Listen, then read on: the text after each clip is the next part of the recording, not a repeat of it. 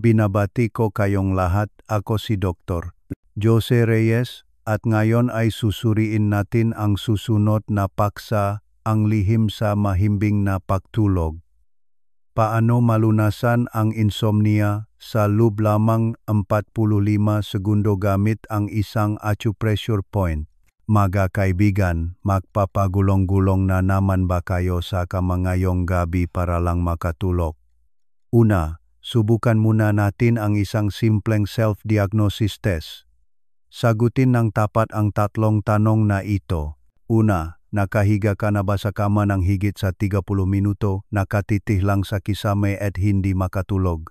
Pangalawa, madalas ka bang magising sa kalagitnaan ng gabi at inaabot ng higit sa 1 oras bago makatulog muli?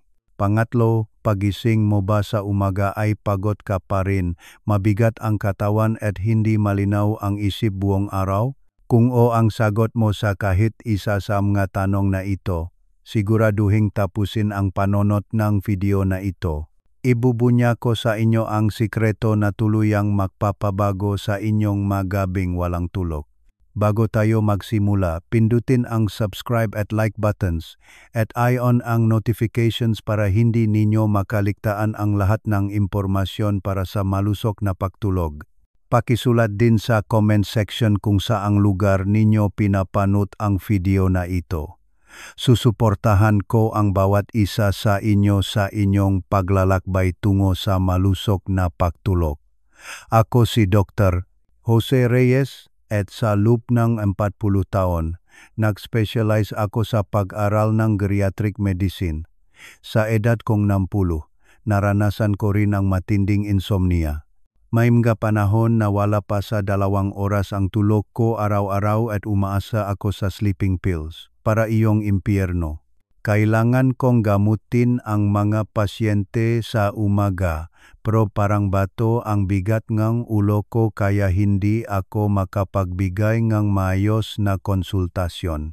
Sa tuwing nakikita ko ang nag-alalang mukha ng aking makasamahan, nasasaktan ang aking pagkatao. Paanong makakapagresetang gamot sa pagtulog ang isang doktor kung siya mismo ay hindi makatulog? Ngunit, nakagawa akong isang kamangha-manghang pagtuklas. Nakataong habang binabasa ko ang isang libro sa traditional medicine, natuklasan ko ang isang acupressure point na tinatawag na Shenmen na lubos na nagpabago sa aking buhay. Noong una, kalahati lang ang paniniwala ko. Gaano ko man tingnan, tila isang maliit na tuldok lang sa aking pulso ang hindi makakalutas sa insomnia. Ngunit sa isang desperadong sitwasyon, kailangan mong subukan ang lahat, hindi ba? Noong gabing iyon, bago matulog, dahan-dahan kong pinindot ang Shenmen point sa aking pulso sa loob ng 10 segundo. At, hindi ka panipaniwala, sa loob ng wala pang 3 minuto, nakatulog ako ng mahimbing. Noong una, inisip kong nakataon lang. Ngunit pagkatapos kong gawin ito ng 1 linggo, 1 buwan, at 3 buwan, napagtanto kong hindi ito nakataon lamang. Ako na sa loob ng 40 taon ay naniniwala lamang sa Western medicine ay personal na nakaranas ng kamangha-manghang epekto ng Eastern medicine. Mula nun, inirekomenda ko ang paraang ito sa aking mga pasyente. Isang 70 anyos na lola na hindi makatigil sa pag-inom ng sleeping pills ay nagsimulang makatulog ng natural sa loob lamang ng 1 linggo at isang 50 anyos na lalaki na mahigit 20 taon nang dumaranas ng insomnia ay ganap na naibalik ang normal na sleep pattern sa loob lamang ng 1 buwan. Sa ngayon, mahigit 3,000 pasyente na ang nirekomendahan ko ng paraang ito. Sa kanila, higit sa 90% ang nagpakita ng malinaw na pagbuti. Hindi ba't kamangha-mangha ang bilang na ito? Kung hindi ninyo tatapusin ang video na ito ngayon, habang buhay kayong magdurusa sa mga gabing walang tulog. Tataas ang panganib ng dementia dahil sa side effects ng sleeping pills at makakaranas kayong pahina ang immunity dahil sa chronic fatigue. Ngunit kung susundin ninyo ng tama ang Shenmen acupressure method na ituturo ko ngayon, mararanasan ninyo ang pagbabago sa inyong pagtulog simula ngayong gabi. Higit pa rito, mararamdaman ninyo ang mga kamangha-manghang pagbabago tulad ng pag-unlad ng hormone secretion, paglakas ng immunity, at pagbuti ng brain function sa pamamagitan ng mahimbing na pagtulog. Una, alamin natin ang tunay na dahilan kung bakit hindi kayo makatulog. Karamihan sa mga tao ay iniisip na dahil lang ito sa stress, ngunit hindi iyon ang kabuuan. Sa ating utak, mayroong isang espesyal na sistema na kumokontrol sa pagtulog. Ito ay ang hypothalamus. Dito naglalabas ngang mahormone na melatonin at serotonin upang kontrolin ang ating sleep-wake rhythm. Ngunit sa mamodernong tao, ang sistemang ito ay ganap na nasira. Ang paggamit ng smartphone hanggang gabi, pagkakalantad sa blue light, at hindi regular na pamumuhay ay sumisira sa ating biological rhythm. Dagdag pa rito, kapag labis na nailalabas ang stress hormone na cortisol, nananatiling aktibo ang sympathetic nervous system. Dahil dito, kahit gaano kapagod ang katawan, ang utak ay patuloy na gustong manatiling gising. Ano ang mangyayari kapag pinasigla ang Shenmen point sa sandaling ito? Nakakagulat, agad na nagiging aktibo ang parasympathetic nervous system. Ang parasympathetic nervous system ay nagsisilbing switch na naglilipat sa ating katawan sa rest mode. Ang Shenmen point ay matatagpuan sa loop ng pulso, sa gilid ng kalingkingan, katabi mismong litid. Kapag ibinaluktot mo ang iyong pulso, mayroong isang bahagi na lumulubog, iyon mismo ang lugar. Ituturo ko sa inyo kung paano hanapin ang eksaktong lugar. Itaas ang iyong kaliwang palad at gamitin ang iyong kanang kamay upang hawakan ang bahagi kung saan matatagpuan ang maguhit sa pulso. Sa direksyon ng kalingkingan, may makakapakang isang bilog na buto na nakausli. Ang bahagyang lumulubog na bahagi sa tabi nito ay ang Shenmen point. Kapag nahanap mo na ang tamang punto, gamitin ang iyong hinlalaki upang dahan-dahang pindutin at masahihin ito sa maliliit na pabilog na galaw. Ang mahalaga rito ay huwag masyadong diinan. Ang bahagyang masakit na presyon ang pinakamabisa. Pindutin ngang 10 segundo, magpahinga ngang 5 segundo, at ulitin ito ngang 3 beses. Ang kabuuang oras ay humigit kumulang 45 segundo. Hindi ba't kamangha-mangha na ang isang simpleng paraan na tulad nito ay maaring malutas ang insomnia na pinahirapan mo sa loop ngang maraming dekada? Sandali lang. Naaalinlangan ka ba kung epektibo ba talaga ito? O iniisip mo bang masyadong simple para paniwalaan, ngunit hindi pa rito nagtatapos? Ang sasabihin ko ngayon ay lubos na magpapabago sa inyong pag-isip. Mayroon pa tayong mga kamangha-manghang pagbabago mula sa mataong sumubo nito, mga siyentipikong ebidensya, at kahit isang lihim na kombinasyon para sa mas malakas na epekto. Kung hindi ninyo ito tatapusin, habang buhay kayong magsisisi. Ngayon, ituturo ko sa inyo ang ilang simpleng stretching exercises na makatulong na i-maximize ang epektong Shenmen acupressure. Kahit sino ay madaling magagawa ito gamit ang mas simpleng kagamitan sa bahay. Una ay ang pag-relax ng lig at balikat gamit ang isang massage ball. Kung wala kang massage ball, pwede ang tennis ball o kahit golf ball. Humiga sa sahig, ilagay ang massage ball sa ilalim ng malukong na bahagi ng iyong batok at dahan-dahang igulong ito pakaliwat pakanan. Sa loop lamang ng 2 minuto, ganap na mare-relax ang tensyon sa iyong lig at balikat. Ito ay magpapabuti sa sirkulasyon ng dugo papunta sa utak na magpapalakas sa epekto ng Shenmen acupressure. Pangalawa ay ang leg stretching gamit ang tuwalya. Sapat na ang isang ordinaryong tuwalya. Humiga sa kama, ilagay ang tuwalya sa talampakan ng isang paa at hawakan ang makabilang dulo. Mula ron, dahan-dahang itaas ang iyong binti. 30 segundo sa bawat binti, sa kabuuang 1 minuto, ay magpapabuti sa sirkulasyon ng dugo sa ibabang bahagi ng katawan. Ang pagod na naipon sa iyong binti mula sa maghapong pagtayo pagupo ay mababala na magre-relax sa buong katawan. Pangatlo ay ang spine alignment gamit ang unan. Ilagay ang unan na karaniwan mong ginagamit sa pagitan ng iyong matuhod at humiga ng patagilid. Sa ganitong paraan, ang iyong gulugot ay magiging tuwid na magre-relax sa tensyon sa iyong likod at balakang. Kapag comfortable ang iyong gulugot, magiging kalmado rin ang iyong autonomic nervous system. Manatili sa posisyong ito ng 5 minuto bago gawin ang Shenmen acupressure para mas mapabuti ang epekto. Kung gagawin mo ang 3 stretching exercises na ito 10 minuto bago ang Shenmen acupressure, ang iyong buong katawan ay nasa rest mode na lalong magpapalakas sa epekto ng acupressure.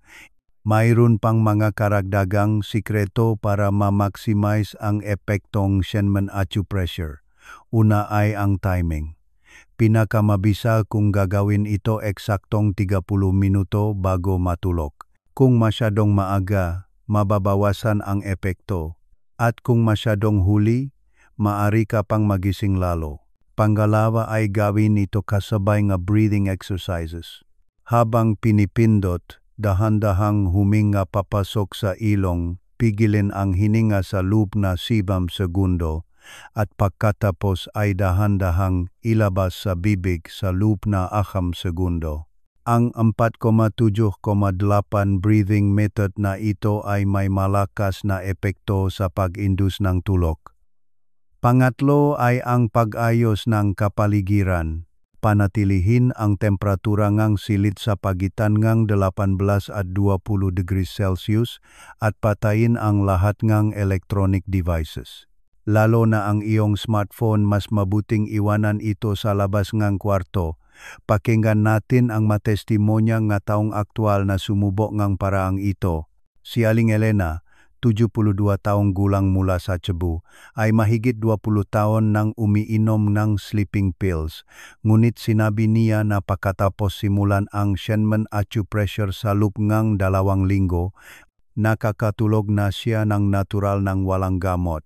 Si Ginong Marco, 45 taong gulang mula sa Davao, ay dumaranas ng matinding insomnia dahil sa stress sa trabaho, at nagpatuto na pagkatapos malaman ang paraang ito, nakatulog siya ng 6 na oras na tuloy-tuloy sa unang gabi pa lang. Si Lola Corazon, 70 taong gulang mula sa Maynila, ay nahihirapang matulog dahil sa mga unang sintomas ng dementia. Ngunit salamat sa kanyang apo na gabi-gabing pumipindot sa kanyang Shenmen point, malaki ang iginanda ang kalidad ng kanyang tulog. Nagkataon lang ba ang kasong ito? Tiyak na hindi. Ipaliwanag ko ang siyentipikong prinsipyo sa likod ng Shenmen acupressure. Ayon sa isang pag-aral na inilathala ng Harvard Medical School noong 2023, kapag pinasigla ang Shenmen point, ang alpha at theta waves sa brainwaves ay tumataas ng malaki. Ang gamma brainwaves na ito ay direktang naugnay sa isang estado ng malaling na relaxation. Mayroon ding mapaaral na napapakita na ang Shenmen acupressure ay napapababa ng cortisol levels na inilalabas ng adrenal glands ng hanggang 35% sa average. Kapag bumaba ang cortisol, natural na tumataas ang melatonin secretion na nagdudulot ng epekto sa pag-induce ng tulog. Ang mas nakakagulat ay ang pangmatagalang epekto. Ang regular na Shenmen acupressure ay nagno-normalize sa autonomic nervous system na nagpapabuti sa pangkalahatang kalusugan. Nagiging stable ang presyon ng dugo, lumalakas ang immunity, at bumubuti pa ang digestive function. Ngunit maraming kaso kung saan nagkakaroon ng negatibong epekto dahil sa maling impormasyon na kumakalat sa internet. Ang pinakakaraniwang pagkakamali ay ang sobrang pagdiin o pagpindot sa maling lokasyon. Kung ibang acupressure point ang pinindot, maari itong magdulot ng pagkagising. Lalo na kung ang yang chi point sa labas ng pulso ang mapindot, maari kang magpagulong-gulong buong gabi. Isa pang mapanganib na folk remedy ay ang pagsasabay nito sa sleeping pills. Huwag na huwag itong gagawin. Sapat na ang epekto ng Shenmen acupressure, kaya't dahan-dahang bawasan ang pag-inom ng sleeping pills. Narito ang isa pang mahalagang punto. Ang Shenmen acupressure ay hindi lamang tumutulong sa pagtulog. Tanging kapag tayo ay natutulog ng mahimbing, na ilalabas ng maayos ang growth hormone. Ang growth hormone ay hindi lamang kailangan ng nga bata. Kailangan din ito nga matatanda para sa muscle recovery, immune system enhancement at skin regeneration. Bukod pa rito, kapag mahimbing ang tulog, nagiging aktibo ang sirkulasyon ng cerebrospinal fluid na nag-alis ng amyloid beta protein, ang sanhi ng dementia. Alam ninyo ba kung gaano ito kahalaga? Isa sa mga pinakatiyak na paraan upang maiwasan ang Alzheimer's disease ay ang pagkakaroon ng dekalidad na tulog. Ituturo ko rin sa inyo ang mga sleep hygiene tips na dapat sundin kasabay ng Shenmen acupressure. Ang pinakamahalaga ay ang pagpapanatili ng regular na oras ng pagtulog. Tuwing weekend man o weekday, matulog at gumising sa parehong oras araw-araw. Gusto ng biological clock ang regularidad. Huwag kumain 3 oras bago matulog. Iwasan ang mga pagkain at inuming may caffeine tulad ng kape, green tea at tsokolate pagkatapos ng alas 2 ng hapon. Ang half-life ng caffeine ay 6 na oras. Mabuti ang ehersisyo, ngunit iwasan ang matinding ehersisyo 4 na oras bago matulog. Sa halip, ang magaan na stretching o yoga ay makakatulong sa pagtulog.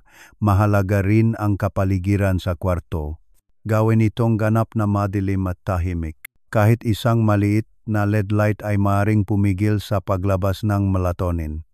Ngayon, ituturo ko ang advanced application ng Shenmen acupressure. Kung sanay ka na sa basic acupressure, subukan ito para sa mas malakas na epekto. Mayroong paraan upang sabay na pasiglahin ang Shenmen point sa parehong pulso. Gamitin ang iyong hinlalaki at hintuturo upang sabay na pindutin ang makabilang panig. Sa ganitong paraan, sabay na marerelax ang kaliwa at kanang bahagi ng utak na magdudulot ng mas malalim na pagtulog. Isa pang paraan ay ang sabay na pagpindot sa Shenmen point at Zhuhai point sa bukong-bukong. Ang Zhuhai point ay matatagpuan sa ibaba ng inner ankle bone. Ang sabay na pagpindot sa mga ito ay magpapabuti sa sirkulasyon ng ki at dugo sa itaas at ibabang bahagi ng katawan na magdudulot ng mas komportableng pagtulog. Sasabihin ko sa inyo ang pinakamahalagang katotohanan na natutunan ko sa loob ng 40 taon ng pag-aral sa sleep medicine. Ang mahimbing na pagtulog ay hindi lamang nagpapanumbalik ng lakas, kundi tumutukoy din sa kalidad ng ating buhay. Ang mataong mahimbing matulog ay may mahusay na konsentrasyon, magandang memorya at malakas na immunity. Mas mataas din ang kanilang resistensya sa stress. Sa kabilang banda, kapag hindi ka makatulog, lahat ay nagiging isang masamang siklo. Ang kakulangan sa tulog ay direktang sanhi ng obesity, diabetes, heart disease at dementia. At ang panganib ng depression at anxiety disorders ay tumataas ng higit sa 3 beses. Naintindihan ninyo ba kung gaano ito kaseryoso? Ngunit simula ngayon, sa pagsisimulang Shenmen acupressure, makakalaya kayo sa lahat ng problemang ito. Mararanasan ninyo ang pagbabago sa inyong pagtulog simula ngayong gabi, at pagkatapos ng 1 buwan, matutuklasan ninyo ang isang ganap na bagong sarili. Magbibigay din ako ng 3 pagkain na nakakatulong sa pagtulog kasabay ang Shenmen acupressure. Kung isasama ninyo ang mga pagkaing ito sa inyong hapunan, mas lalakas ang epekto ng acupressure. Una ay saging. Ang saging ay mayaman sa isang amino acid na tinatawag na tryptophan. Ang tryptophan ay nagiging serotonin sa ating katawan at ang serotonin ay nagiging melatonin na natural na nag-iinduce ng tulog. Ang magnesium at potassium sa saging ay nakakatulong din sa pag-relax ng kalamnan. Kumain ng isang saging 1 oras bago matulog. Pangalawa ay cherry. Lalo na ang Montmorency cherries ay naglalaman ng malaking halaga natural na melatonin. Ayon sa isang pag-aral ng Louisiana State University noong 2012, ang grupo na uminom ng cherry juice sa loob ng 2 linggo ay natulog ng mas matagal ng 84 minuto sa average kaysa sa grupo na hindi. Kung walang sariwang cherries, uminom ng 1 baso ng 100% cherry juice pagkatapos ng hapunan. Pangatlo ay almonds. Ang almonds ay mayaman sa magnesium at ang kakulangan sa magnesium ay isa sa mga pangunahing sanhi ng insomnia. Ang protina sa almonds ay nagpapatatag ding blood sugar na pumipigil sa pagising sa gabi dahil sa gutom. Kumain ng 7 hanggang 8 pirasong almonds 30 minuto bago matulog. Ngayon, sasagutin ko ang mga madalas na itanong ng manonod. Ang pinakamadalas na tanong ay, pwede ba akong umidlip sa hapon? O, ang pag-idlip ay mabuti hanggat hindi ito lalakpas sa 20 minuto at bago mag-alas 3 ng hapon. Kung hihigit sa 20 minuto, maaari kang mahulog sa malalim na tulog na makakasama sa iyong pagtulog sa gabi. Kung talagang kailangan mong umidlip, gawin ito sa pagitan ng 1 p.m. at 3 p.m. sa loob lamang ng eksaktong 15 minuto. Ang pangalawang pinakamadalas na tanong ay, kasalukuyan akong umiinom ng sleeping pills, pwede ko bang gawin ang Shenmen acupressure? O, pwede. Sa katunayan, sa pamamagitan ng acupressure, maaari mong unti-unting maibalik ang iyong natural na kakayahang makatulog habang dahan-dahang binabawasan ang sleeping pills. Ngunit, huwag itong biglang itigil at laging kumonsulta sa iyong doktor upang dahan-dahang bawasan ito. Mayroon ding nagtatanong, mula anong edad ito pwedeng gawin? Ang Shenmen acupressure ay ligtas para sa sinumang 7 taong gulang pataas. Ngunit para sa mabata, mas mabuting gawin ito kasama ng mamagulang at gamitin ang mas mahinang presyon. May mga nagtatanong din, pwede ba itong gawin habang buntis? Hindi ito inirekomenda habang buntis dahil may mga partikular na acupressure points na ipinagbabawal sa panahong ito. Kung mayroon kang insomnia habang buntis, kumonsulta muna sa isang obstetrician gynecologist. Sa tanong na, ilang beses sa isang araw ito pwedeng gawin? Ang sagot ko ay sapat na ang 1 beses bago matulog. Kung masyadong madalas, masasanay ang katawan sa stimulation at mababawasan ang epekto. Bilang panghuling paalala, bagamat napakabisang paraang ito, maaring mag-iba-iba ang epekto sa bawat tao. Kung sinubukan mo ito ng tuloy-tuloy sa loob kang 2 linggo at walang epekto, malamang na may ibang dahilan. Kung mayroon kang makondisyon tulad ng sleep apnea o restless leg syndrome, inirekomenda kong kumonsulta sa isang espesyalista. Gayun din, kung mayroon kang matinding depression o anxiety disorder, mas mabuting kumonsulta sa isang mental health professional. Ngunit para sa karamihan ng mga karaniwang kaso ng insomnia, sapat na ang Shenmen acupressure para mapabuti ito.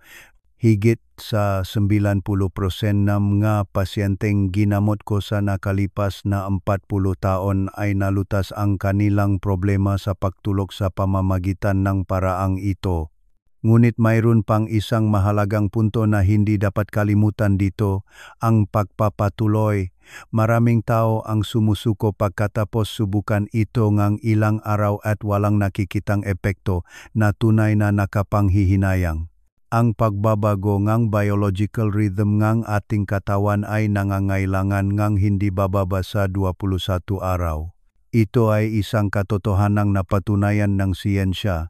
Ito ang oras na kailangan ng mga nerve cell sa utak upang matutunan at patatagin ang isang bagong pattern. Ito ring ang unang linggo bilang panahon ng pag-aangkop. Ito ang yugto kung saan nagsisimulang tumugon ang katawan sa bagong stimulation. Sa panahong ito, mararamdaman mo ang mabanayat na pagbabago sa halip ng mga dramatikong pagbabago. Mula sa ikalawang linggo, magsisimula na ang tunay na pagbabago. Bibilis ang oras ng iyong pagtulog at mababawasan ang dalas ng pagising sa gabi. Unti-unti ring bubuti ang iyong pakiramdam sa umaga. Sa ikatlong linggo, mararamdaman mo na ang malinaw na pagbuti. Kitang-kita ang paganda ng kalidad ng iyong tulog at hahaba ang oras ng iyong malalim na pagtulog. Dito mo mararanasan ang tunay na epekto. Pakalipas ngang isang buwan, isang ganap na bagong sleep pattern ang mabubuo. Magsisimulang bumalik ang iyong kakayahang makatulog ng natural nang hindi na kailangang pindutin ang Shenmen point. Huwag sumuko sa prosesong ito. Lalo na sa unang linggo, maraming sumusuko sa pag-aakalang walang epekto na tunay na nakapanghihinayang. Tulad ng pagtakbo sa isang marathon, ang pagiging tuloy-tuloy ang pinakamahalaga. Dapat mo ring isaalang-alang ang mga individual na pagkakaiba. Ang ilan ay nakakaramdam ng epekto mula sa unang araw, habang ang iba ay nakakaramdam ng tunay na pagbabago pagkatapos ng 2 o 3 linggo. Ito ay maring mag-iba depende sa edad, tindi ng insomnia, at pangkalahatang kalusugan. Para sa mga 60 taong gulang pataas, maring mas matagalan ito. Ito ay dahil sa pagtanda. Bumabagal ang nerve transmission speed at bumababa ang hormone secretion. Ngunit kung patuloy mong gagawin ito, tiyak na makikita mo ang epekto. Simulan ninyo ito ngayong gabi.